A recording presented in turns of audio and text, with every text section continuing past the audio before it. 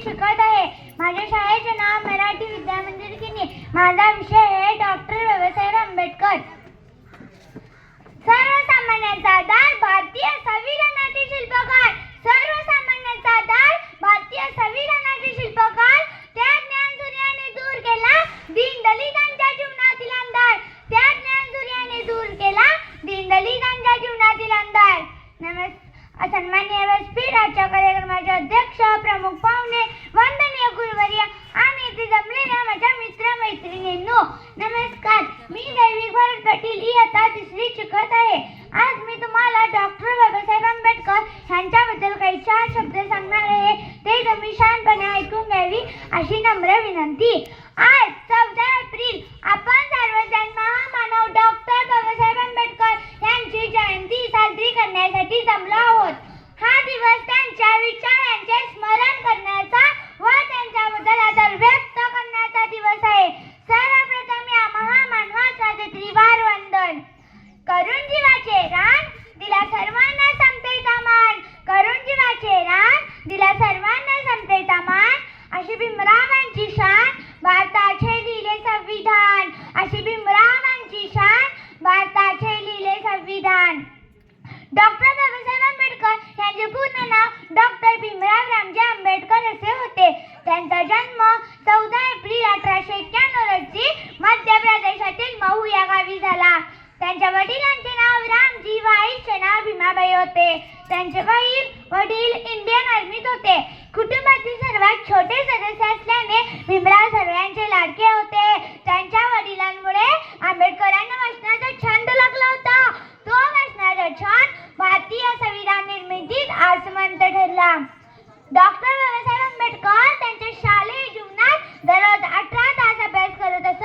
ते अत्यंत महत्त्वाकांक्षी व हुशार होते. लहानपणापासूनच ते कुशाग्र बुद्धीचे होते. बुद्धांसारखं होतं ज्ञान देऊन गेलं संविधान. बुद्धांसारखं होतं ज्ञान देऊन गेलं संविधान. मिळवून दिले समाजस्थान बाबासाहेब आमचे प्राण. मिळवून दिले समाजस्थान बाबासाहेब आमचे प्राण. त्यांनी अमेरिकेत अर्थशास्त्र विषयात PhD ही पदवी मिळवली. त्यांनी इंग्लंडमध्ये शिक्षण पूर्ण करून बॅरिस्टर ही पदवी मिळवली. वाचनाची विलक्षण आवड असलेल्या बाबासाहेबांकडे हजाराधिक ग्रंथ होते.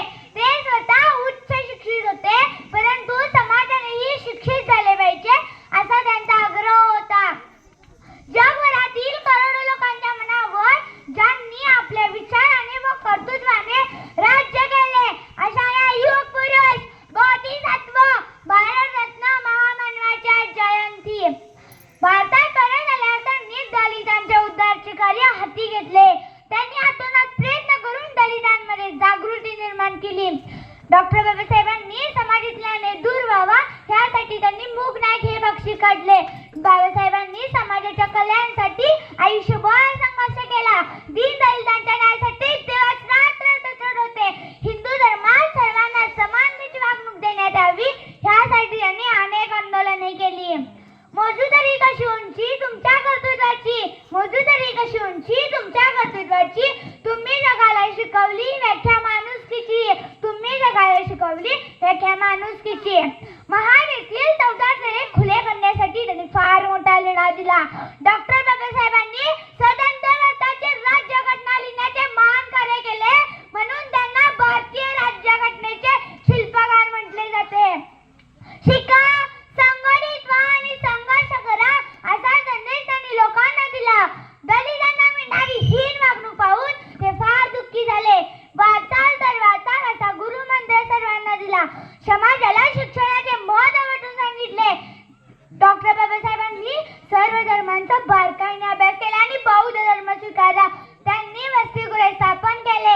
अस्पृश्य मुलांना निवासाची सोय केली. त्यांना शिक्षण दिले.